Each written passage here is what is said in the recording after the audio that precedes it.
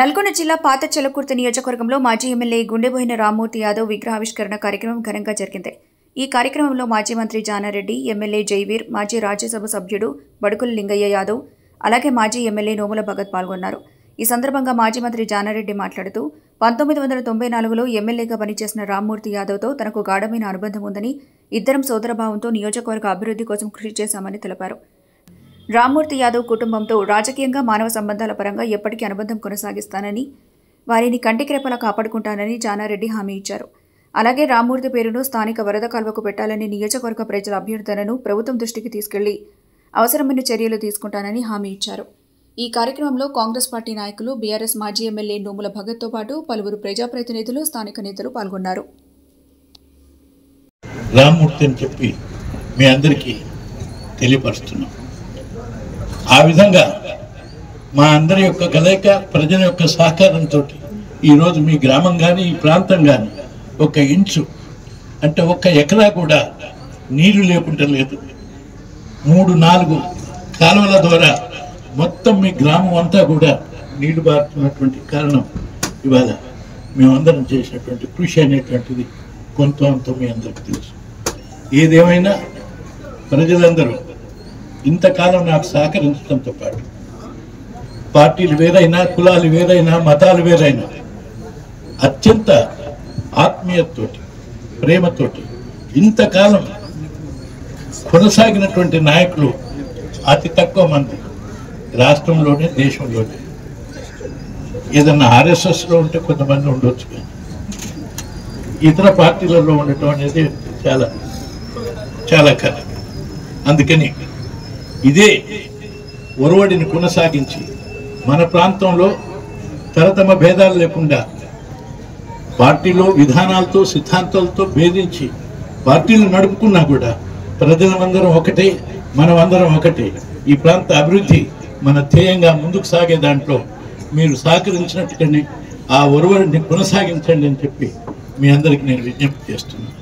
అంతేకాదు, నేను ఉన్నంత వరకు మీ అందరినీ కలిసిమెలిసి ఉండటమే కాదు, మీ అందరి యోగక్షేమాలను చూడటానికి తరతమ భేదం లేకుండా కొనసాగిస్తాను.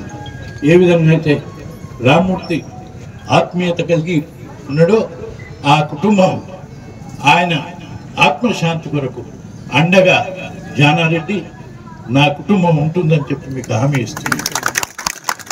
అంతేకాదు, దాంతోపాటు ఇది ఒక కుటుంబం, మీరందరూ కూడా ఒక కుటుంబం.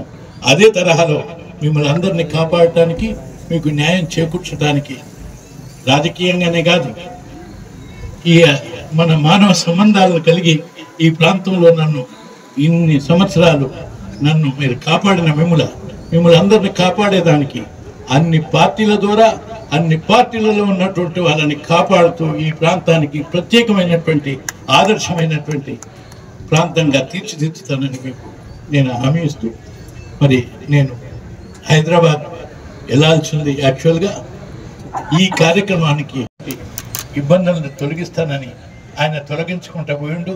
నేను మిగిలిపోయిందంటే అది నేను పూర్తి చేసి ఆయన ఆత్మకు శాంతి చేకూర్చుతానని చెప్పి మీ అందరికీ గురించి కానీ, రామ్మూర్తి గారి గురించి చిన్నప్పటి నుంచి తెలిసినా కూడా వారి కుటుంబ సభ్యులతో పాటు గత 3 ఏళ్లుగా మంచి బంధం ఏర్పడిన విషయం మీ అందరికీ తెలుసు.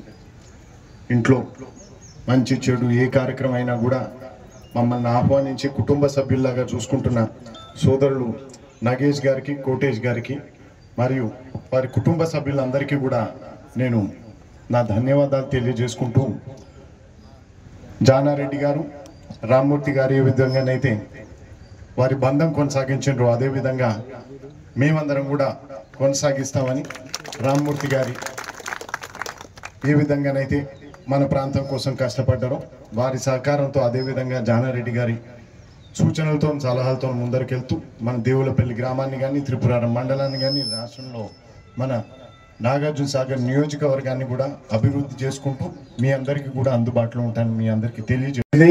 ఆ వర్ధకాలకైతే ఆయన పేరు పెట్టమని కోరటం జరిగింది.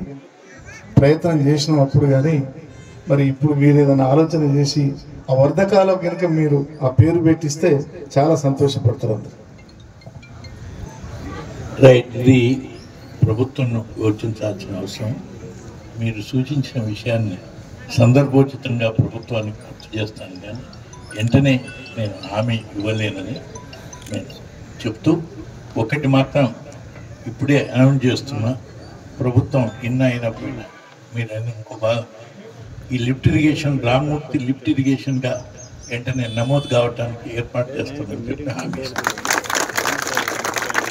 కానీ అది శ్రీశైలంలో ఒక భాగం అది కాబట్టి అది మళ్ళీ ఒకళ్ళ పేరు పెట్టినారు, దానికి